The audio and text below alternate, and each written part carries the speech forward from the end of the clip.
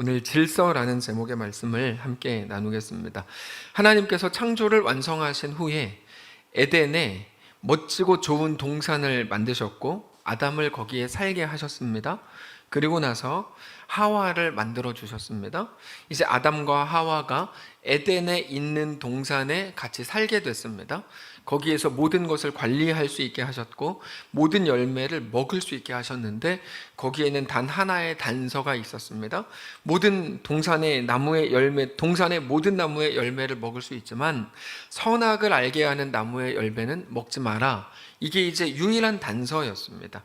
하나님의 명령이었죠. 그것도 이 명령이 어떻게 주어졌냐면 먹지 마라. 만일에 먹으면 반드시 죽는다. 이런 조건도 함께 주어졌습니다. 앞에 나오는 이제 앞장 2절, 16절, 17절에 나오는 명령인데요. 여호와 하나님이 그 사람에게 명하여 이르시되 동산 각종 나무의 열매는 너가 임의로 먹되 선악을 알게 하는 나무의 열매는 먹지 말라. 너가 먹는 날에는 반드시 죽으리라. 우리가 이제 이른바 선악과라고 부르는 그 나무의 열매를 말하는 거죠. 여러분, 이 말씀을 들었을 때 우리가 아담과 하와라면 불편했을까요? 아니면 그렇게 불편하지 않았을까요? 모르겠어요. 아담과 하와가 어떻게 생각했을지 우리는 모르겠어요. 근데 최소한 거기에 있었던 뱀은 하나님의 그 말씀이 너무 불편하고 싫었던 건 분명해요. 아담과 하와의 감정은 우리가 모르겠어요. 나오지 않으니까. 근데 뱀은 너무 싫었고 하나님의 그 말씀이 너무 불편하고 막 속에서 질문이 올라왔어요. 왜? 왜 그래야 되는데? 막 이런 질문이 뱀이 생각했어요. 그래서 뱀이 하와에게 다가갔습니다. 성경은 뱀에 대해서 하나님이 지으신 들짐승들 중에 가장 간교하다고 설명하는데 뱀이 간교하다고 하니까 우리가 막 뱀 막 불편해하고 그러지만 사실은 이 간교하다라는 단어는 동시에 영리하고 신중하다 이런 의미이기도 합니다. 그러니까 근데 여러분 대부분의 단어가 두 가지의 뜻을 가져요. 영리하다와 간교하다가 거의 같은 뜻인데 양면인 거거든요. 그것들 중에서 하나를 선택하는 게 우리의 몫인 거죠. 뱀이 그렇습니다. 뱀은 매우 똑똑했습니다. 상당히 영리했어요. 근데 그거를 지혜로 풀지 않고 간교함으로 풀었던 거죠. 뱀이 하나님의 말씀이 너무 마음에 안 들었습니다. 그래서 여자에게 다가갑니다. 그리고는 하나님이 정말 너희에게 동산 나무의 모든 나무의 열매를 먹지 말라 그랬냐? 이렇게 묻습니다. 1절을 보시면 오늘 본문 1절인데요. 근데 뱀은 여호와 하나님이 지으신 들짐승들 중에 가장 간교하니라. 뱀이 여자에게 물어 이르되 하나님이 참으로 너희에게 동산 모든 나무의 열매를 먹지 말라 하시더냐? 사실은 이게 맞는 말인데도 아주 그냥 교묘하게 싹 바꿨잖아요. 동산 모든 나무의 열매를 먹으라 그랬죠. 언제 먹지 말라 그랬어요. 그 중에 하나 선악을 알게 하는 나무의 열매를 먹지 말라. 먹는 날에 네가 정령 죽으리라고 하셨지. 근데 뱀은 하나님이 참으로 너희에게 동산 모든 나무의 열매를 먹지 말라 하시더냐. 이렇게 이제 하여튼 뱀 같은 짓을 한 거죠. 싹 바꿨어요. 여러분, 우리가 하나님의 창조에 대해 이미 충분히 나눌 때 온 세상이 분명히 하나님 나라로 지어졌다고 말씀을 드렸습니다. 하나님 나라로 지어졌다는 말은 하나님의 다스리심으로 꽉 차 있었다는 말입니다. 하나님께서 말씀하시고 피조물들은 그 말씀에 순종함으로 생겨났어요. 빛이 있으라 그랬더니 빛이 순종함으로 생겼잖아요. 해와 달과 별 다 마찬가지입니다. 근데 창조 이후에 처음으로 하나님의 명령에 대해서 이제까지는 하나님의 명령에 대해 다 순종하는 존재들이었는데 오늘 본문에 처음으로 하나님 명령에 대해 의문을 가진 존재가 나온 거야. 왜? 왜 그래야 되는데? 이게 이제 뱀의 생각이었어요. 뱀은 여자에게 가서 물어봤습니다. 하나님은 왜 그렇게 하신 거래? 이렇게 물어봅니다. 왜 그렇게 해야 된대? 이런 거 있잖아요. 이렇게. 근데 뱀이 진짜 그게 궁금했다 그러면 하나님한테 가서 질문을 하면 돼요. 하나님, 왜 그런 겁니까?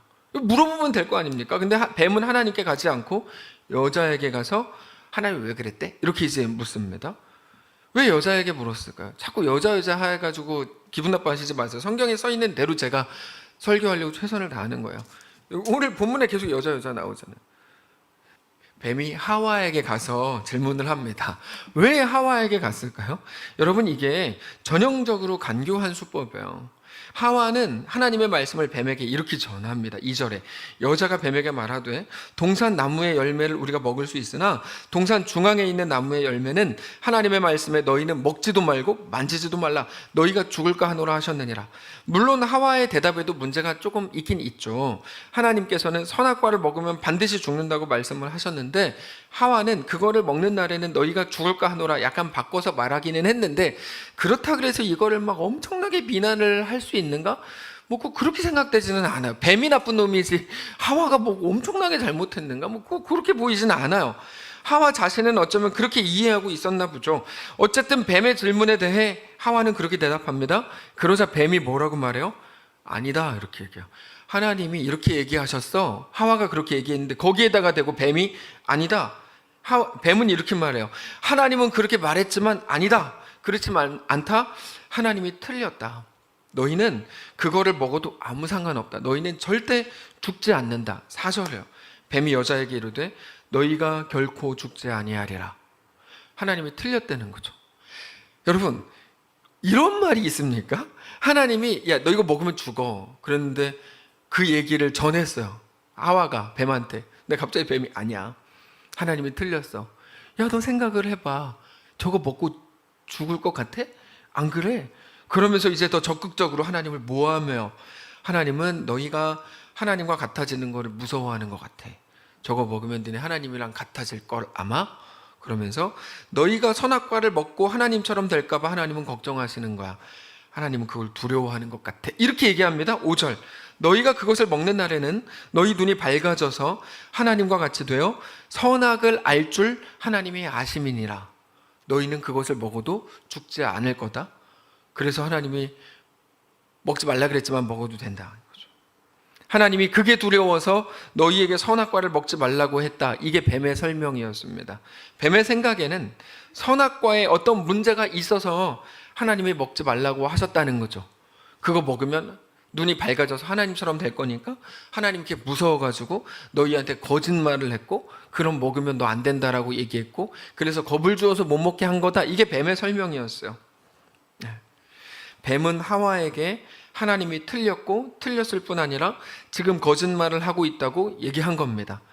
그렇죠? 이게 이제 앞부분의 내용이에요. 뱀은 너무 나쁘죠. 뱀은 너무 나쁩니다.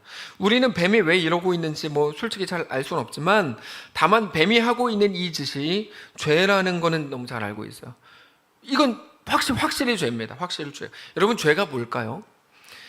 우리는 죄에 대해서 어떤 행위라고 규정하는 경향이 있고 그런 습관이 있는데요.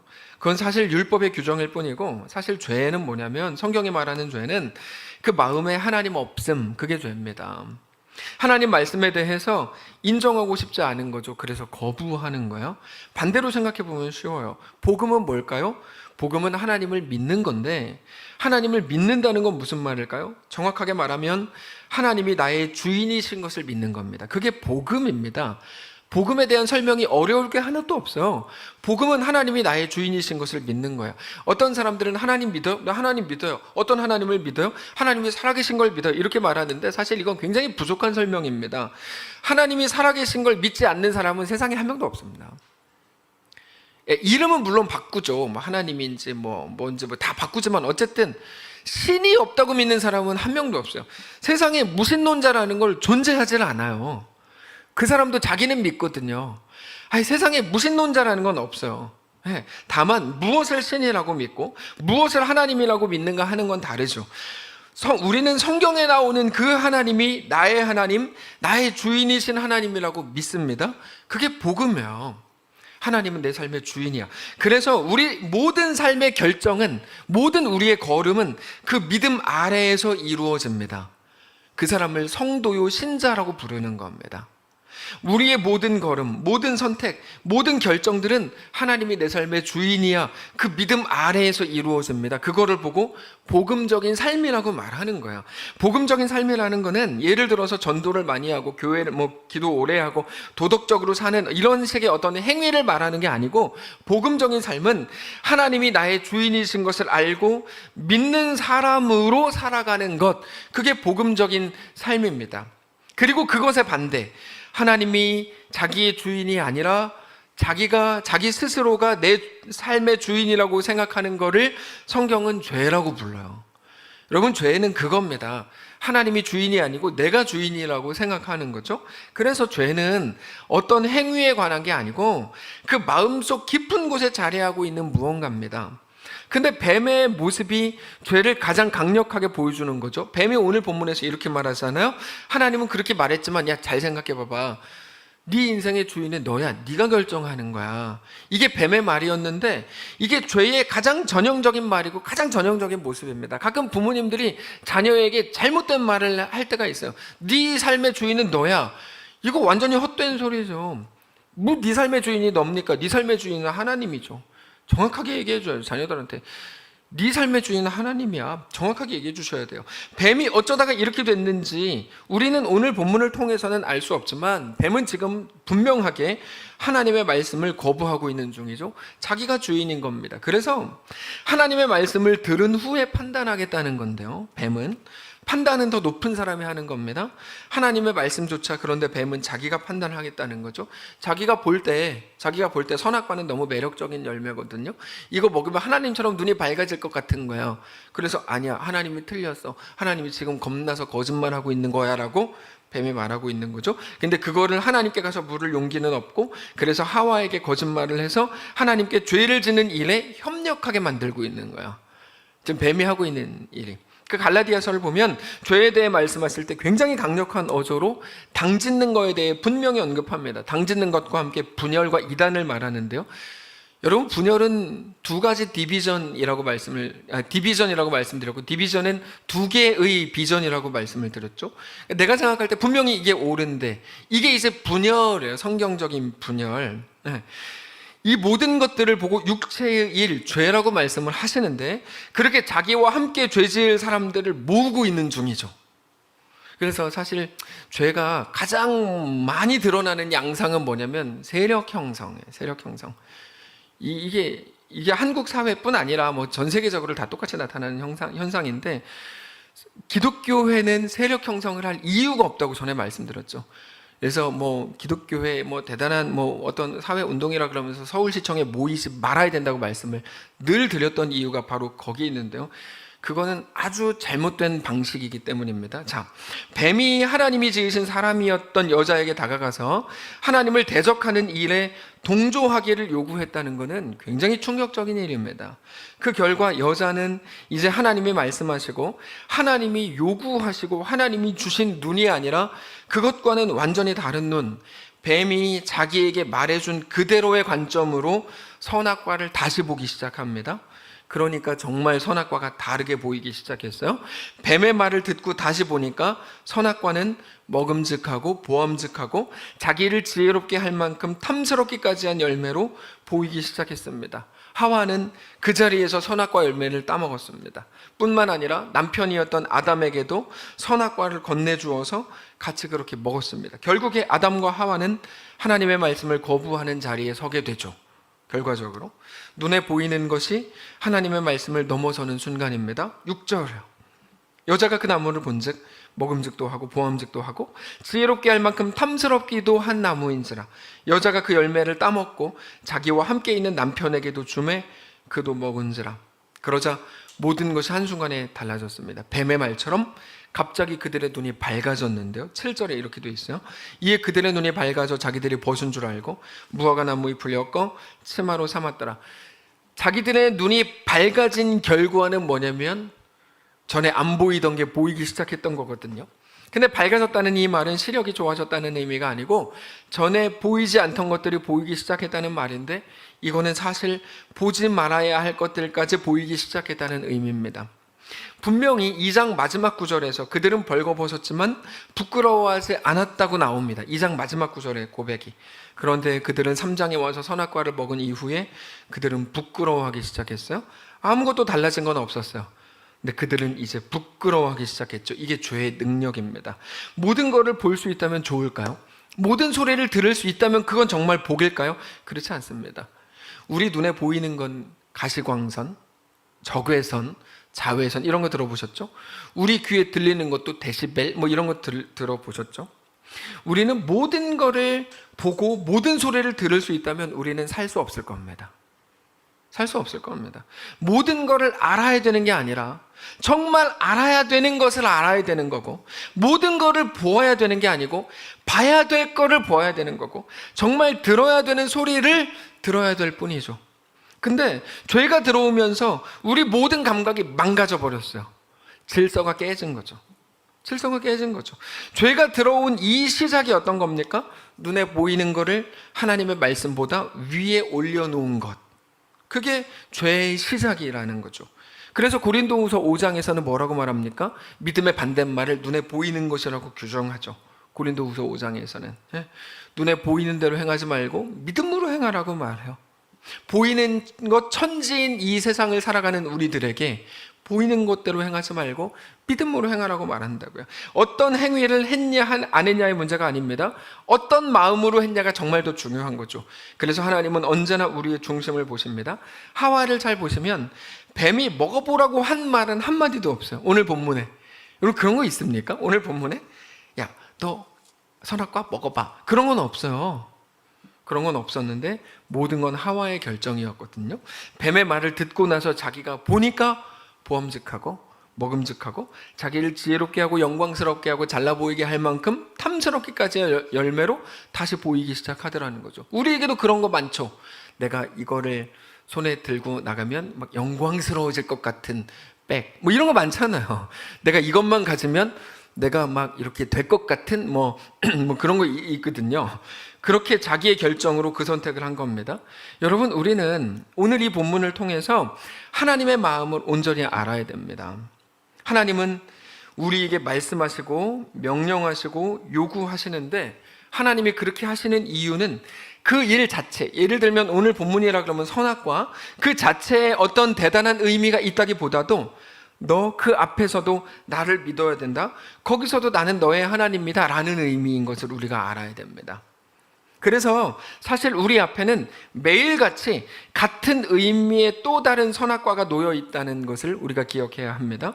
선악과에 대한 연구나 설명은 별로 필요하지 않습니다. 어떤 것도 선악과가 될 수 있거든요. 다만 말씀하시고 명령하신 분이 하나님이신 것을 믿어서 그 말씀을 따라야 할 뿐이죠. 어떤 행위의 문제가 아니라 그 마음속에서 하나님이 주인이신 것을 정직하게 고백하시기 되시기를 하나님이 원하시는 거야. 그래서 선악과에 대한 하나님의 이 명령을 보면 사실 이 명령은 오직 사람에게만 하셨어요. 사람에게만. 그게 하나님과 사람의 특별한 관계를 보여주는 거죠. 사람만 하나님의 형상을 담게 하셨고, 사람에게만 숨을 불어넣어 생명이 되게 하셨고, 모든 것을 다스리고 충만하고 정복하라고 말씀을 하셨습니다. 그렇게 마음껏 하나님의 사람으로 살라고 하셨습니다. 그래서 하나님께서는 우리가 보기에 매우 위험한 모험을 하셨죠. 선악과를 먹지 말라고 하신 명령은 사실 그 끝이 오픈되어 있는 명령이었습니다. 끝이 오픈되어 있다는 말은 어떻게 될지 모르는 모든 가능성이 열려있는 조건이라는 말입니다. 실제로 사람은 하나님이 먹지 말라 그런 선악과를 먹었죠. 그렇게 범죄하기 시작했잖아요. 사실 이제까지 하나님께서 하셨던 모든 명령은 어떤 조건이 한 번도 달렸던 적이 없어요. 빛이 있으라, 그러니까 생겼죠. 빛이 있으라, 너 그럼에도 생기지 않으면 뭐 어떻게 되리라, 이런 거 없었잖아요, 한 번도. 근데 처음 나온 조건입니다. 오늘 본문에서 선악과를 먹지 말라, 네가 먹는 날에는 반드시 죽으리라 단서를 달았죠. 결국에 그거는 강력한 명령처럼 보이지만 그 속에는 나는 너에게 선악과를 먹지 말라고 말했고, 너가 정말 먹지 않기를 내가 바라지만, 하나님의 마음이에요. 나는 네가 먹을 수도 있다는 것을 안다 라고 말씀하시는 것처럼 보이는 게 이겁니다. 우리는 여기에서 드러나는 하나님의 마음을 알아야 됩니다. 하나님께서는 아담과 하와가 선악과를 먹지 않기를 바라셨어요. 그래서 선악과를 먹지 말라고 명령하셨어요. 저랑 같이 이렇게 싱크를 맞춰서 통화하면 아무것도 들리질 않아요. 자, 제 말은 잘 들어보세요. 근데 그들이 먹을 수도 있다는 것도 알고 계셨다는 거예요, 하나님께서. 결국에 이제 아담에게 모든 시선이 모여지는 거죠. 이제 아담은 하나님의 명령을 듣고 의지적으로 순종해야 되는 자리에 세워진 거예요. 이게 지난주의 말씀과도 같은 거죠. 여러분, 너무 더우시죠? 네. 창문을 잠깐 열을까요? 네. 다른 문제가 아니고 더워서 그랬던 것 같아요. 자, 지난주의 말씀과도 같습니다. 여러분, 지난주 말씀을 기억하십니까? 지난주 말씀의 제목이 하나님의 설득이었거든요. 하나님께서 설득하신다는 게 어떤 의미입니까? 설득당하지 않을 수 있다는 걸 전제로 하는 말이거든요.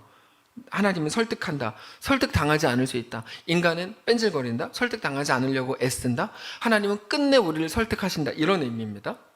어제 아침 경건회를 통해도 말씀을 드렸는데, 하나님의 말씀이 전해질 때 세상은 언제나 둘로 나뉩니다. 반드시입니다. 반드시 중간 회색 지대는 없어요. 언제나 둘로 나뉩니다. 하나님의 말씀을 따르는 자들과 하나님의 말씀을 따르지 않는 자로 나뉩니다. 항상 100% 믿는 자와 믿지 않는 자로 나뉩니다. 믿는다는 말은 하나님의 기적을 믿는다는 말이 아니고 내가 이렇게 하면 진짜 이루어질 거야, 이걸 믿는다는 말이 아니에요. 믿는다는 말은 하나님이 주인이신 것을 믿는다는 말이에요. 하나님이 주인이신 걸 믿는다. 믿지 않는다는 말은 하나님이 주인이라고 생각을 하고 얘기할지는 몰라도 자기 스스로가 주인이라고 믿는다는 말이에요. 당장 하나님께서 출애굽 때 10가지 재앙을 주셨는데 그 중에 어제 본문에서 굉장히 특별한 재앙을 하셨어요. 우박 재앙인데 이때는 매우 독특한 방식으로 말씀하셨어요. 우박을 내릴 거야. 그리고 곧바로 우박을 주신 게 아니고 내일 우박을 내릴 거야. 그러니까 우박을 내린다고 하고 하루의 시간을 주셨어요. 이제 그들은 하나님의 말씀을 듣고 나서 자기들이 결정할 시간이 주어진 겁니다. 어떤 결정이냐면 밖에 돌아다니는, 지붕 없는 곳에 돌아다니는 사람과 가축을 하나님의 말씀을 믿어서 실내로 끌어들일 건지, 아니면 하나님의 말씀을 안 믿어서 밖에 그냥 둘 건지를 결정할 시간이 하루만큼 주어진 겁니다. 그들은 두 가지로 나뉘었죠. 어떤 사람들은 모든 가축과 사람들을 실내로 불러들였고요. 어떤 사람들은 하나님의 말씀을 믿지 않고 자기의 생각을 따라서 모두를 그냥 밖에다 내둔 결과 모두를 죽음의 자리로 내몰았죠. 자, 중요한 건 우리들입니다. 우리에게도 그런 죄의 모습, 정확히 말하면 하나님의 주인 되심을 거부하고 스스로가 판단자요, 스스로가 주인이 되려고 하는 죄성이 우리 속에도 분명히 있습니다. 뱀이 했던 질문 여러분 잘 생각해 보세요. 왜 그래야 되는데? 이게 부자 청년과 똑같은 거거든요.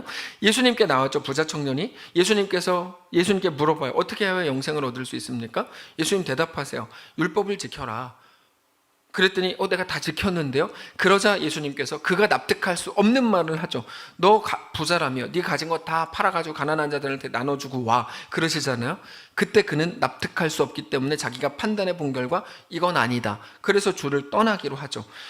그게 죄성이라는 거예요. 죄성. 스스로가 주인 되려고 하는 거거든요. 뱀이 했던 질문이잖아요. 왜 먹으면 안 되는데? 이겁니다. 하나님이 아니라 눈에 보이는 것들, 느껴지는 매우 감각적인 것들을 전부라고 그렇게 믿고 정말 그게 정말로 전부라고 생각하는 거야. 선악과는 사실 처음에 하나님과의 관계에 집중하게 하는 굉장히 소중한 거였습니다. 여러분, 뱀이 유혹한 결과 선악과의 모양이 달라진 게 아닙니다. 똑같아요. 처음부터 매우 매력적이었을 거예요. 처음부터 너무너무 먹음직하게 보였을 겁니다. 근데도 그럼에도 하나님의 말씀과 하나님의 명령을 기억해서 그거를 먹지 않는다면, 먹지 말아야 된다면 내가 하나님을 더 사랑하고 하나님을 위해서 내가 먹지 않으니까 하나님을 위해 내 자신을 내어드린다는 고백의 증거가 될 수 있었던 거거든요. 근데 실제로 선악과는 아담과 하와에게 그런 존재였죠. 그러나 자기의 주인이 하나님이 아니라 자기 자신일 수도 있다는 생각, 그 죄가 들어오자마자 선악과는 하나님과의 관계가 아니라 그저 눈에 보기에 먹음직하고 보암직하고 심지어 자기를 더 돋보이게 하고 자기를 더 드러나게 하고 자기를 더 영광스럽게 할 수 있을 것처럼 생각되는 것으로 다르게 보이기 시작하더라는 거죠. 우리의 삶의 모든 일들이 그렇게 똑같이 이루어질 겁니다. 그게 질서가 깨진 거거든요. 오늘 우리가 우리의 주인이 누구신지를 기억하고 다시금 바라보실 수 있기를 원합니다. 오직 하나님이 우리의 왕이요 우리의 주인인 것을 여러분 알게 되시기를 바랍니다. 우리 앞에 있는 모든 게 다 그와 같습니다. 우리로 하여금 온전한 질서를 깨닫게 하는 거죠. 그렇게 볼 때 우리 앞에 있는 모든 것은 선악과와 같아요. 모든 게 그래요. 우리는 자주 선악과 자체의 문제라고 생각합니다. 하나님이 왜 그거를 먹지 말라 그랬는지 그거를 따지려고 듭니다. 그게 뱀이 했던 방식이에요. 근데 선악과가 어떻게 생겼고 어떤 맛이고 하나님 그걸 왜 먹지 말라 그랬는지, 왜 하필이면 그거를 동산 중앙에 두셨는지, 그런 문제가 아닙니다. 만약 선악과를 먹지 않는 것 자체가 중요한 문제였다면 선악과를 당연히 꽁꽁 숨겨놨겠죠. 그걸 왜 동산 중앙에 갖다 놨어요? 하나님은 그렇게 하셨습니다. 우리는 거기에서 하나님의 마음을 확인해야 됩니다. 하나님은 하나님의 형상으로 지으신 우리 사람이 이제 하나님의 말씀을 기억하고 하나님과의 관계를 생각해서 하나님의 뜻 앞에서 우리의 관점을 꺾어주는 그 순종으로 그것을 먹지 않기를 바라셨던 겁니다. 그게 선악과입니다. 그게 우리 삶의 가장 온전한 질서가 될 것이기 때문입니다. 우리의 삶이 그렇게 가장 아름답고 가장 온전하게 세워져 갈 것이기 때문입니다. 선악과 자체의 어떠함이 아니라 그것을 대하는 우리의 마음과 그 속에서 우리가 가지는 하나님을 향한 시선이 중요합니다. 우리의 모든 사역이 다 마찬가지입니다. 우리 전도여행, 우리의 어떤 사역을 행할 때 세상이 볼 때 우러러 볼 만한 어떤 대단한 성과들을 만들어내면 그때 비로소 우리에게 의미와 가치가 생기는 게 아니고 하나님을 사랑하는 것, 하나님의 뜻 앞에서 내 뜻을 꺾어내는 것, 하나님의 왕되심을 고백하는 것, 그게 우리가 가질 가장 강력한 의미요 가치인 겁니다. 그렇게 우리 모든 순간에 하나님이 우리 주인이시고 우리는 그분의 백성이 되기를 원하시는 그 바라심이 오늘 본문을 사실은 풀어내는 하나님의 마음인 거죠. 말씀을 정리하겠습니다. 우리는 지난 한 주 동안 전도 여행을 다녀왔습니다. 우리 모두는 아니지만 우리 모두일 수도 있겠죠. 몇 명이 갔지만 우리가 같이 기도하고 같이 관심을 가졌고 우리는 후원을 했습니다. 여러분, 거기에서의 일정이 어떻게 만만하고 편안했겠습니까? 뭐 그럴 수 없는 일정인 거는 갔다 와보신 분들은 다 아실 거예요. 그럼에도 거기 있었던 우리 모두는 정말로 놀라운 고백들을 했고 다른 사람들의 그런 고백을 들을 수 있었고 하나님이 행하시는 모든 일들을 직접 보았습니다. 우리는 광야이기 때문에 나를 왜 여기로 이끌었냐고 불평할 수 있는데요. 그 문제가 아니라 하나님은 오히려 광야에서 그러므로 더 놀라운 은혜를 누리게 하시는 분인 거죠. 여러분, 광야가 아니었다면 이스라엘 백성들이 어떻게 40년 동안 신었던 신발이 헤어지지 않을 수 있었냐고요. 광야니까 가능한 거 아닙니까? 그런 홍해 앞에 서지 않았다면 홍해를 가르치는 하나님의 역사를 어떻게 볼 수 있냐는 거죠. 요단강이 아니었죠. 아까 우리 장로님 기도하실 때 하나님이 우리를 불 가운데도 지나가게 하시고 물 위에도 세우시는데 그 속에서 놀라운 순종과 믿음으로 그 앞에 서기를 원합니다. 그렇게 기도하시잖아요. 그 앞에 서지 않는다면 우리가 무슨 수로 하나님의 역사를 보고 누리냐는 거죠. 여러분, 광야에서도 놀라운 하나님의 은혜를 우리는 누리게 되는 거예요. 결국에 우리가 사는 모든 자리가 어떤 자리냐가 아니고 그 모든 자리에서 하나님께서 온 세상을 지으셨을 때 완성하셨던 그 창조의 질서가 오늘 우리 속에 온전히 회복되실 수 있기를 원합니다. 그렇게 우리의 삶이 하나님과 온전한 교제와 사랑을 나누는 거룩한 자리가 되시기를 원합니다. 우리가 이번에 거기 가서 가장 깊이 고백했던 찬양이 예수로 살리라는 찬양이었습니다. 대단한 가사도 없어요. 여기 보면 그냥 단순한 고백이에요. 나의 삶은 내 주 예수의 것이니 내 생명 다해 예수로 살리. 내 모든 것 내 주 예수의 것이니 내 전부 되신 예수로 살리. 이 고백을 그냥 계속 우리가 반복적으로 했어요. 이게 우리 모든 사람의 고백이었어요. 오늘 우리의 삶과 우리의 고백이 그와 같기를 원합니다. 이 땅을 살지만 온전한 하나님의 백성으로, 하나님의 자녀로, 그렇게 내 전부 되신 예수로 살게 되시기를 주님 이름으로 축복합니다. 함께 찬양합시다. 계절은 흐르고 꽃은 피고 저도 시들지 않을 생명이 있네. 바랄 수 없었던 죄인인 나에게 생명의 주님. 자, 너무 놀라운 고백 아닙니까?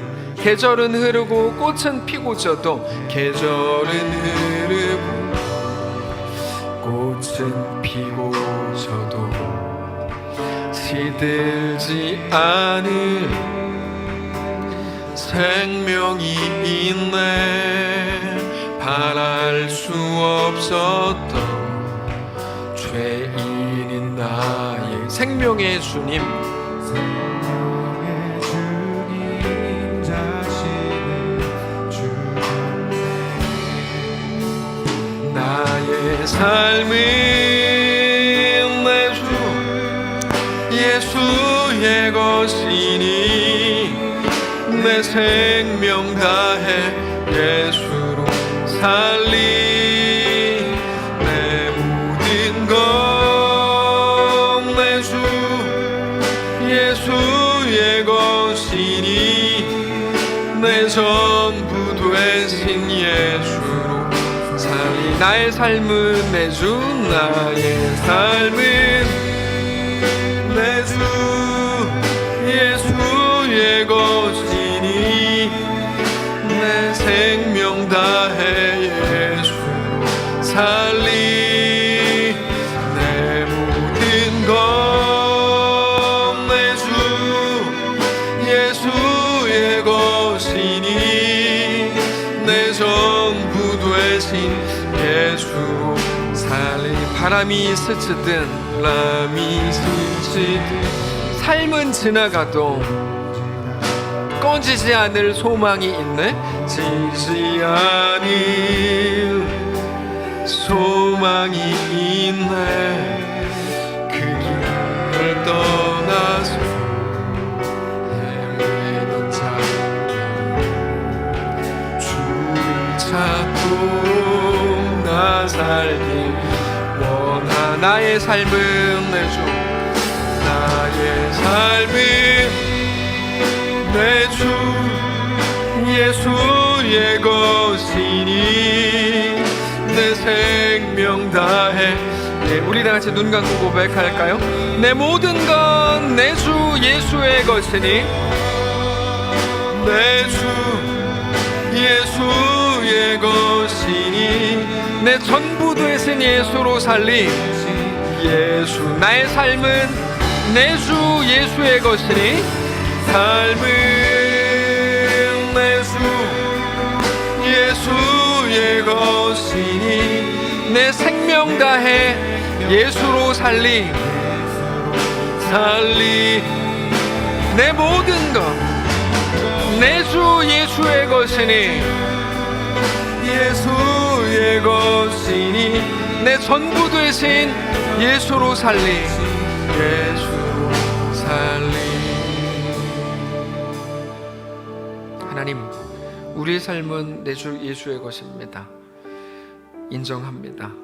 하나님이 내 주인이십니다.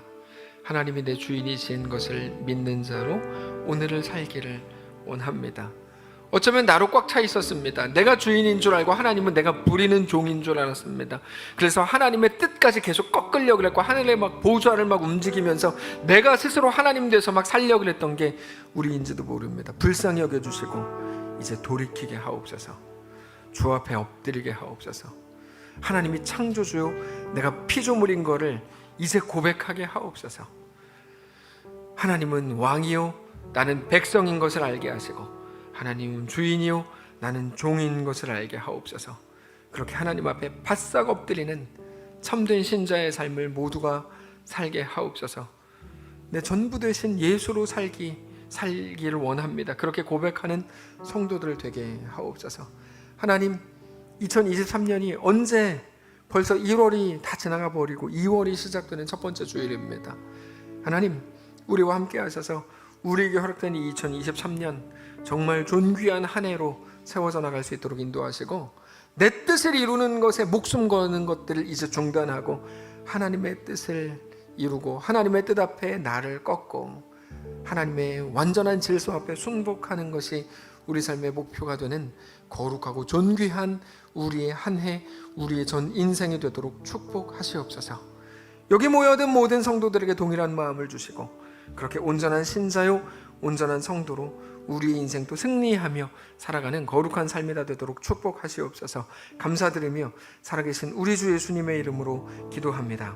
아멘. 이제는 우리 구주 예수 그리스도의 은혜와 하나님 아버지의 다함없는 사랑과 성령의 교통인도 역사 위로 함께하심의 은사가 이 시간 주를 바라보며 예수 안에 허락된 그 길을 믿음으로 넉넉히 걷기를 소원하고 그렇게 우리 주님만을 바라보기로 결정하는 사랑하는 모든 성도들 머리머리 위에 그들의 자녀들 위에 그들의 직장과 생업 위에 사랑하는 이 교회 위에 또 우리의 웃구마 그 현장 위에 우리에게 허락된 2023년과 우리의 전 인생 위에 이제로부터 영원까지 함께 계실지어다.